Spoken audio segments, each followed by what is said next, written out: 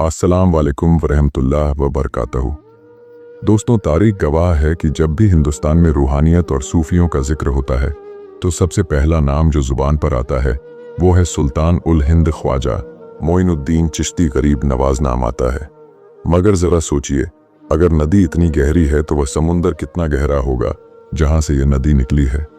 आज हम उस अजीम हस्ती की दास्तान सुनाने जा रहे हैं जिनके कदमों की धूल को ख्वाजा गरीब नवाज ने अपनी आंखों का सुरमा बनाया।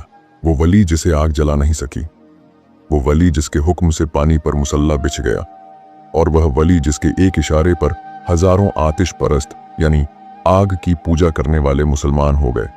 तैयार हो जाइए इतिहास के उस सुनहरे पन्ने को पलटने के लिए जिसे आज तक बहुत कम लोगों ने पढ़ा है।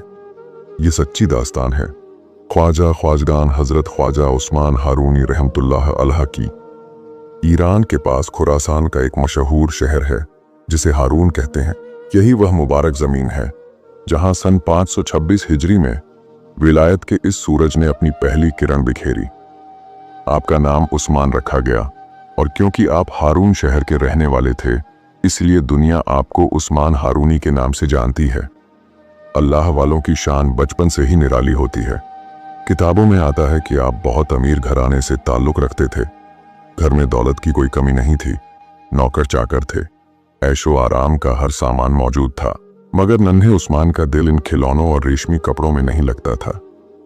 आपकी आंखें हमेशा आसमान की तरफ किसी को ढूंढती रहती थीं। अक्सर आप तन्हाई में बैठ जाते और घंटों रोते रहते। घर वाले हैरान थे कि इस बच्चे को किस चीज का गम है। उन्हें नहीं पता था कि यह बच्चा दुनिया के लिए नहीं बल्कि दीन के उजाले के लिए पैदा हुआ है।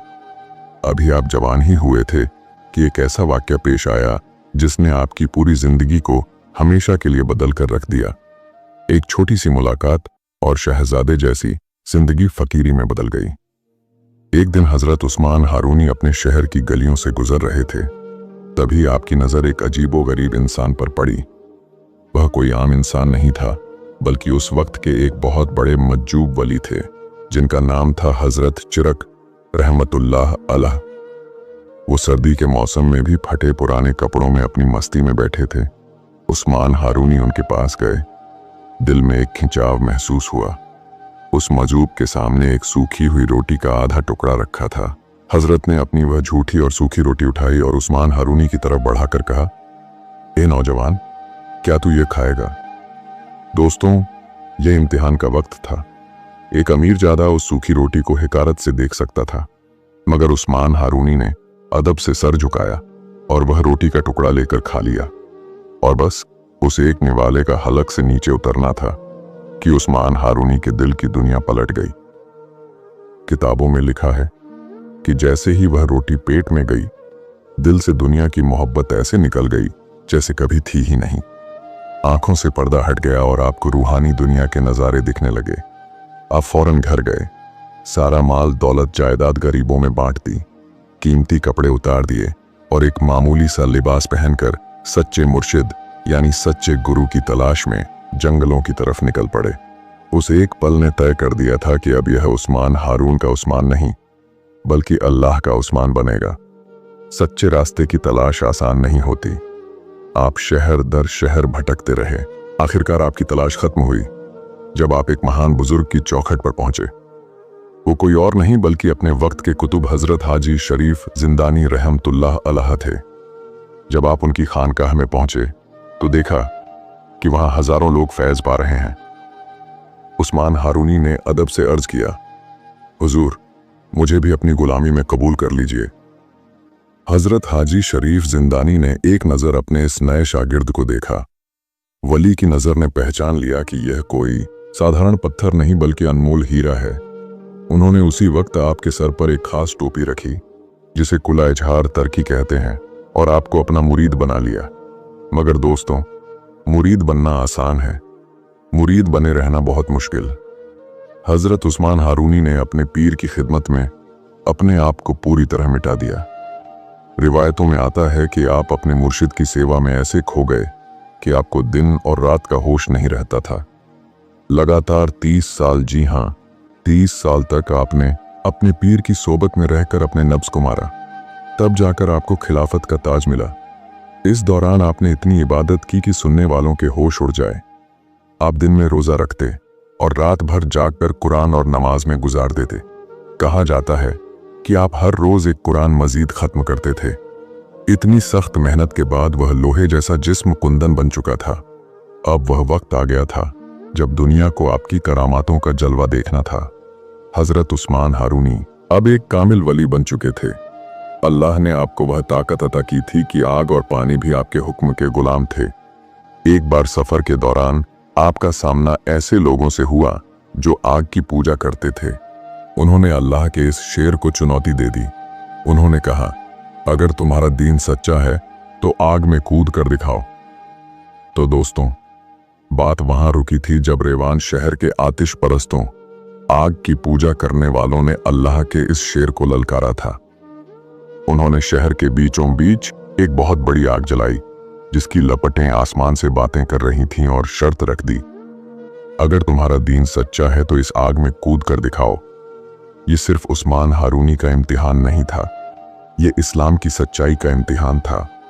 हजरत उस्मान हारूनी के चेहरे पर जर्रा बराबर भी खौफ नहीं था, बल्कि एक रूहानी मुस्कुराहट थी। आपने उस आतिश परस्तों के सरदार का हाथ जोर से थाम लिया और फरमाया, तो फिर देर कैसी, आजा मेरे साथ। और इससे पहले कि वह सरदार कुछ समझ पाता, आप बुलंद आवाज में बिस्मिल्लाहिर्रहमानिर्रहीम पढ़कर उस भड़कती हुई आग के अंदर चले गए। देखने वालों की सांसें रुक गईं, चारों तरफ सन्नाटा छा गए। किताबें गवाह है कि हजरत उस्मान हारूनी उस दहकती हुई आग के बीचों बीच ऐसे सुकून से खड़े थे जैसे किसी ठंडे और हरे भरे बगीचे में टहल रहे हों। ना आपके कपड़े जले, ना जिस्म के किसी हिस्से पर कोई आंच आई। हद तो ये हो गई कि आपने उसी आग के अंदर वजू किया और 2 रकात नमाज अदा की। काफी देर बाद जब आप आग से बाहर निकले तो वह सरदार जो आपके साथ अंदर गया था, वह भी आपके दामन की बरकत से सही सलामत था, मगर खौफ से उसका रंग पीला पड़ चुका था और पूरा बदन कांप रहा था। वह रोता हुआ आपके कदमों में गिर पड़ा और कहने लगा, हुजूर, मुझे नहीं पता था कि आपका खुदा इतना सच्चा है, मुझे भी अपना बना लीजिए। उस दिन यह एक करामात देखकर हजारों लोग मुसलमान हो गए और आग की पूजा छोड़कर एक अल्लाह के सामने झुक गए। दोस्तों, आग पर अपनी विलायत का सिक्का जमा कर अल्लाह वाले का यह काफिला आगे बढ़ा। अब दुनिया को यह देखना था कि सिर्फ आग ही नहीं बल्कि पानी भी इनका गुलाम है। सफर के दौरान आप अपने कुछ साथियों के साथ एक बहुत चौड़े और गहरे दरिया के किनारे पहुंचे। उस पार जाने के लिए सिर्फ एक कश्ती थी। जब आप कश्ती वाले के पास पहुंचे तो उसने देखा कि यह तो फकीर लोग हैं, इनके पास क्या होगा। उसने बड़े रूखेपन और घमंड से कहा, अगर दरिया पार करना है तो सोने के सिक्के देने होंगे, बिना पैसे के मैं अपनी कश्ती में नहीं बैठाऊंगा। हजरत उस्मान हारूनी ने बड़ी नरमी से फरमाया, भाई, हम अल्लाह के फकीर हैं, हमारे पास दुनिया की दौलत कहां, हमें उस पार छोड़ दो, अल्लाह तुम्हें इसका अज्र देगा। मगर उस कश्ती वाले पर दौलत का नशा सवार था। उसने मजाक उड़ाते हुए कहा, अगर पैसे नहीं है तो यहीं किनारे पर बैठे रहो या फिर हवा में उड़कर चले जाओ। दोस्तों, वली का दिल जब दुखता है तो कुदरत हरकत में आ जाती है। हजरत उस्मान हारूनी ने जलाल में आकर अपने कंधे से अपना मुसल्ला उतारा और बिस्मिल्लाह पढ़कर उसे दरिया की तेज लहरों पर बिछा दिया। देखने वाले अपनी आंखों पर यकीन नहीं कर पाए, क्या कपड़ा भी कभी पानी पर ठहर सकता है। मगर कुर्बान जाइए उस वली की शान पर, वो मुसल्ला पानी में डूबने के बजाय ऐसे तैरने लगा जैसे लकड़ी की मजबूत कश्ती हो। आपने अपने साथियों से फरमाया, आ जाओ, अल्लाह के नाम पर इस पर सवार हो जाओ। आप सब उस मुसल्ले पर बैठ गए और वह मुसल्ला एक तेज कश्ती की तरह तैरता हुआ दरिया के उस पार पहुंच गया। यह मंजर देखकर कश्ती वाले के होश उड़ गए। वह समझ गया कि यह कोई मामूली इंसान नहीं है। वह रोता हुआ आपके कदमों में गिर पड़ा और अपने तकब्बुर घमंड की माफी मांगी। यह शान थी सुल्तानुल हिंद के पीर की, जिनके लिए आग गुलजार बन जाती थी और पानी जमीन बन जाता था। दोस्तों, उधर हजरत उस्मान हारूनी आग और पानी को अपना गुलाम बना चुके थे और इधर एक और नौजवान था जो अपना सब कुछ लुटाकर यतीमी का दर्द सीने में लिए हक की तलाश में भटक रहा था।